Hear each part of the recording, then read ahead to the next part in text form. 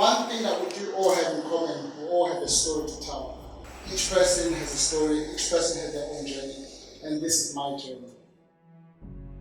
I was raised by my mother, Masiza, single mother, and my sister as well.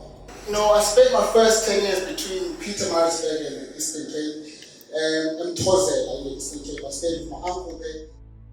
In 2001, my mother got a job in the UK as a nurse, because during the time they were taking a lot of South African nurses and taking them to the UK. And then I went with her as well. And when I arrived in the UK, it was a whole different experience. It was a culture shock for me.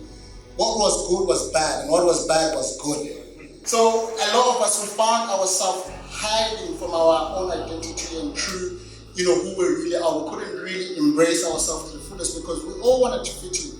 And I think that's everyone. We all want to be part of something. You all want to fit in. You want to be part of a group. You don't want to feel, excluded and isolated. You want to be part of something. I ended up tuning my energy into something which was negative. And I remember at the age of 12, we were already partying. We're going out late at night. We're going out, we're robbing people. Some of my friends started smoking weed, and because of peer pressure, I also want to smoke weed. And we go to class feeling very high. And, my studies were actually failing. And I've never been an academic person, so I used this as an opportunity to kind of fit myself in, because none of us were academics. And all of us were always in the lowest grades, the lowest class. For maths, you're in the lowest class. For English, you're in the lowest class. For science, you're in the lowest class. Everything, you're just the lowest class. And so we're just like, there's no point of really school and tuning our energy, because we're already kind of put in a failing system already. None of us had real father or role models in our lives. So the only people that we saw as role models is the people on the streets, the ones who were getting the girls, the ones who are making the money. So we kind of looked up to them. Throughout this time, I eventually found my passion, and my passion was the arts.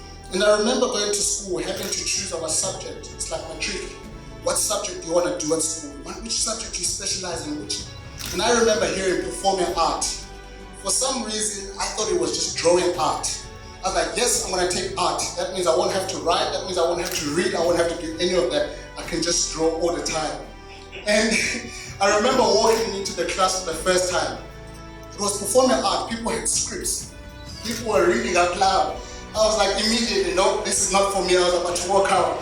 And the teacher said, no, Luntu, give it a try. Stay and give it a try. And I stayed. And I enjoyed it. I fell in love with it. I fell in love with creating stories. I got accepted into a drama school in London. I'm like, yeah, this is it. It's going to happen. And in my college, I was the only one who got into a drama school. So the excitement was there, only to find out, that was going to be crushed down and taken away from you. And it's hard, because when you lose something, if you never had something, you can live without it, because you know what it is not to have. You never tasted it, you don't have experience of it. But to taste something, and like I said, to taste, because my mom's always provided for me. My mom's always been that hero. Every end of the month, went to Luntu, yes, you want techies? Yes, techies. You want a pair of jeans? Yes, you want a PlayStation? You want it. But for the first time, I saw my own mom being powerless, and she couldn't do anything. And for me, that hit me, because it's like seeing your superhero losing all its powers. You're like, what's happening? And it got so frustrating. I'm a man of faith, and I remember my prayer saying, God, man, how can this happen to me? Now, it's not even just my name that's been put to shame, it's also your name that's been put to shame. And it hit me. And at that very moment, I said, you know what, God, I'm not going to feel sorry for myself anymore. I'm not going to feel this self-pity, and I'm not going to do this. I'm going to lift up my arms, and I'm going to go for my dreams. And even though the system was not allowing me to do certain things, I went on to to create content for myself. I went and I got my friend. I moved from Birmingham. I went to London. I met my friend Corey, Nigerian guy, very entrepreneurial minded. He told me, Luntu, this is what we're gonna do. Luntu, and every morning we wake up, Luntu, wake up, watch YouTube, and then we go every weekend. We're there. We're filming weddings. From wedding, we're doing a mini series for ourselves. For me, that was my fuel to keep my dream alive. Yes, the system was rejected. Yes, the system said I couldn't do ABC. I said, you know what? It's fine. That's what the system can say. But what can I say? What can I determine about my life? And I really embraced it. And I said, that self-pitiness, whatever, I'm not going to make excuses for myself. And I remember talking to my mom one time. This was at Victoria Station. This moment for me was a defining moment to make the decision to come back to South Africa. And I remember having a conversation, and I was looking through my mom's eyes. I could see she was not herself. I could see because she was tired. She was tired, and she was sleeping in a church on the floor. And this is a nurse. This is a psychiatrist nurse, qualified, And I remember looking into her eyes. And I'm like, Mama, right? And she goes, yeah, I'm right, Luntu. But you could see that smile was just fake. It was not her. And you could almost see her skin is peeling off because of depression, because of anxiety, because of the pressures of life, And I remember looking to her and saying, you know what? It's time to go back home. I can come back to you anytime. I'm young. I can always come back.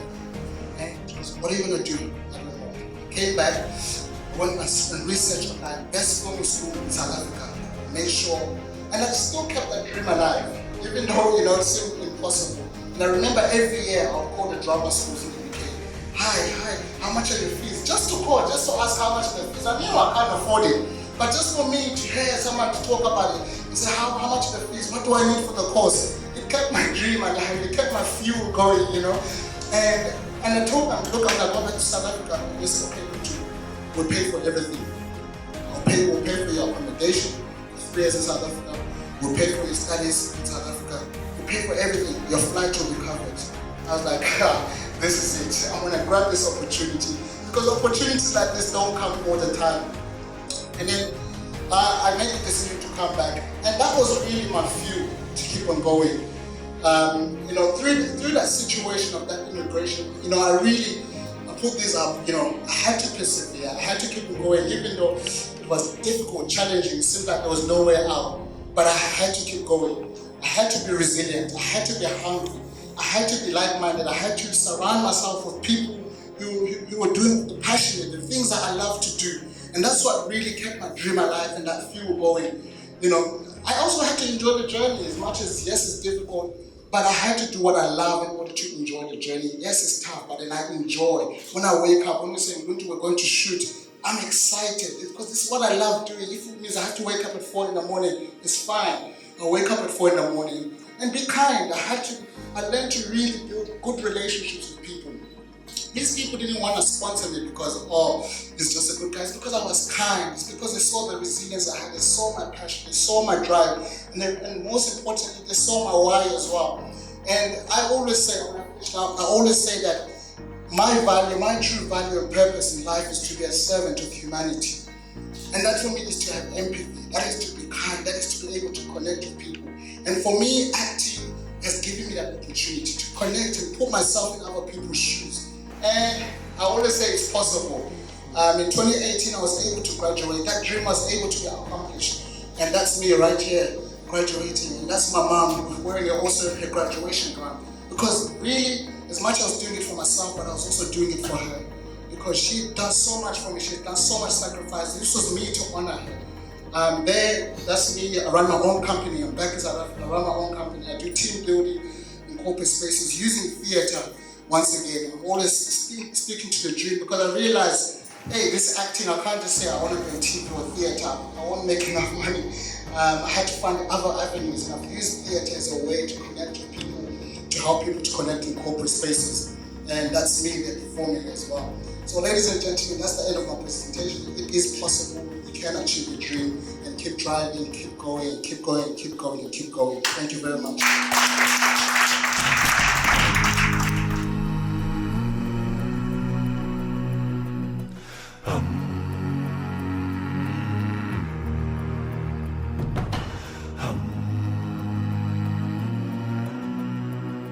Hiya.